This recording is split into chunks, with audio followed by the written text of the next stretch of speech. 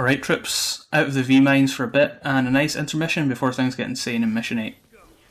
This one's kind of weird because a lot of it is skippable fights, but it still ends up being pretty long for some reason. Thankfully, it's not too difficult and you'll have more than hit the style requirements just playing naturally. Just a lot of enemies that take a year and a half to kill. At the first spawner, don't rush firing your lasers. The Antinora can jump high enough to knock you out of the startup, even if you're touching the ceiling. You want to bait an attack and be sure you're clear. The cramped subway tunnels mean lasers ricochet a billion times and do a ton of damage, so it's a no-brainer choice for killing the spawners ASAP. Make sure you wait for every riot to spawn in before you throw out the breakage. You really want to max out what the lasers can do for you. Not only do you get a ton of damage, but it keeps them stunned while you pile on more hits. It's probably better to focus down the spawner instead of going after the riots next like I did, but I'll be honest and say I was kind of playing on autopilot at this point. I killed them before they could add anything else to the fight, so it didn't make a difference in this particular attempt, but if you're much slower it can end badly. After hitting with Overture breakage, the plan was to get them stacked in the corner and shoot immediately, but these things are jumpy and hard to control. I left it in the back and hoped for the best, which thankfully paid off. The AoE on Exploder is absolutely massive, so they really don't need to be that close together to get a clean hit on all three. My breaker loadout is geared around getting through the spawners blocking your path as quickly as possible. This mission is quite unique in that it gates your progress mostly with barriers you can attack and break through, so trying to take them down and move on quickly while avoiding being hit is a little different from the usual, even if it's very easy to do so thanks to Gerbera. So I messed up my breaker loadout here slightly. There should be a Gerbera in front of this Rawhide for dealing with the spawner. It will save a ton of time over what I've got on video here. The Antinora can hit you pretty easily, so minimising your time here reduces risk a lot, and the Gerbera lasers will keep them stunned and stop them from hitting you while you finish it off instead of just having to fight normally like I'm doing here. The next fight is mostly fodder, and I find Rawhide a really comfy breaker in this situation, since you can hit some good air AoE on the bats, and the breakage will help later. Focus on keeping the bats stunned and they can't even really attack you. Snatch can interrupt anything they do, and it all has such a large wind up on it that if you just pay attention to your surroundings you can grab them anytime they so much as look at you funny. This is where we're going to start clawing back style, since we've been blitzing through the rest of the mission, which keeps our points really low. This fight is long and Antinoras are big damage sponges, so you should be able to build up SSS easily and stay there for a prolonged period. And your style carries over to the next fight, which stops any point decay. Once the bats are done, the only thing that makes this fight any different from others you'll have taken up till this mission are the tentacles, which should be taken out immediately before they cause problems. They also give you a mountain of style points for some reason. Standing right next to them means their attacks will just go over you, so you can just pound away till they're done. Between this fight and the next one you should blow all your breakers, since we get to refill them before the final fight of the mission. I like splitting the 4 I have left between the two, since it means I can get this one out of the way faster, but the next fight is definitely a lot harder than this one, with riots all over the place in a cramped room. So if you want to be ultra safe, definitely save them for there. If you do choose to use them in this fight, they should be used on the Antinora, since they're buff as hell and take forever to go down, ideally using them long before their devil trigger activates.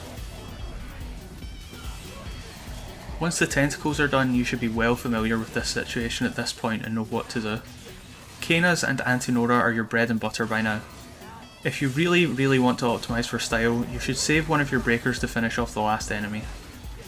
I don't bother with it here because it's completely unnecessary, but by finishing off with a breaker and then using a taunt while climbing the escalator after the fight, you can carry your SSS the entire way into the next battle, which is a neat trick I guess, but complete overkill unless you're trying to max out on points.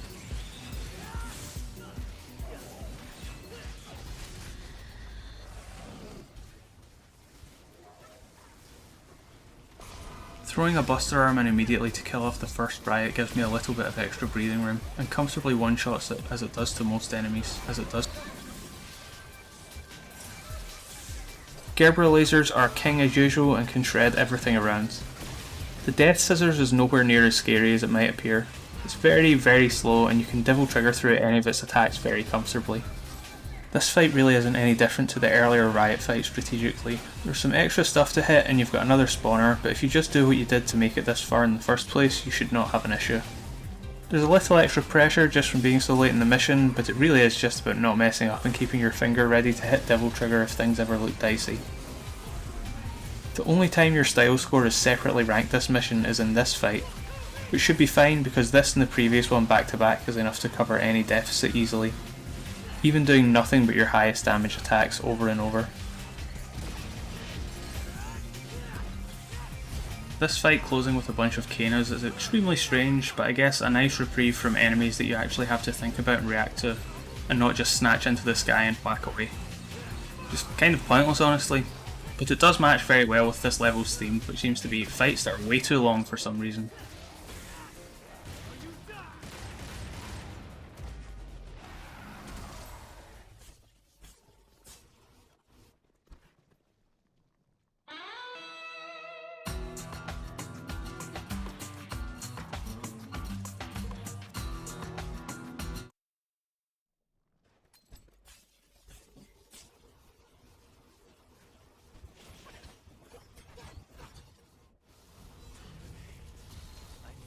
Angelo time.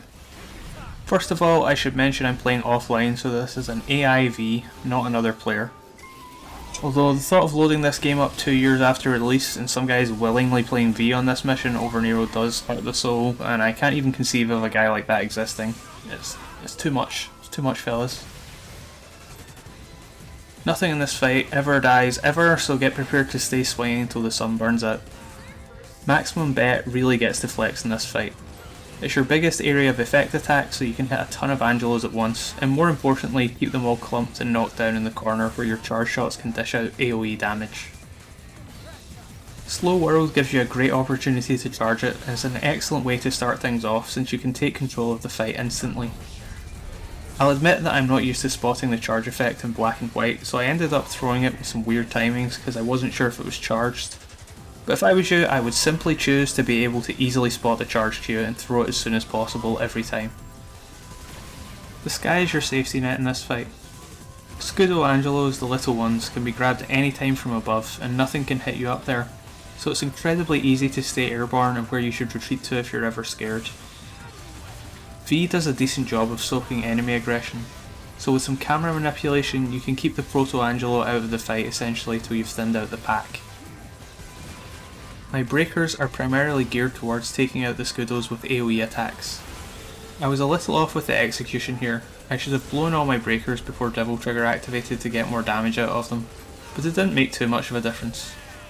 The most important thing really is to just stay light on your feet, since their attacks have a lot of wind up and moving around a lot really denies them any proper chance to attack you. I would try to avoid engaging the Proto Angelo until all the Scudos are dealt with. His attacks have tons of armour and you can't make the most of your staggers and knockdowns on him if you're also trying to avoid the fodder. I did not obey this rule here and it ended up taking a lot longer than it otherwise would have, although V did a good job of soaking up aggro, so I got away with it for a little while. Without a Scudo snapping at your heels, knockdown means a free showdown, but I never had space for this, so I had to take it slow. In a fight like this where style is of no concern, all you really need to do against Proto Angelos is take your time. Maintaining constant aggression without taking risks isn't really possible, so waiting for them to swing, double jumping out of the way or devil triggering through it and hitting them in the back is the safest strategy.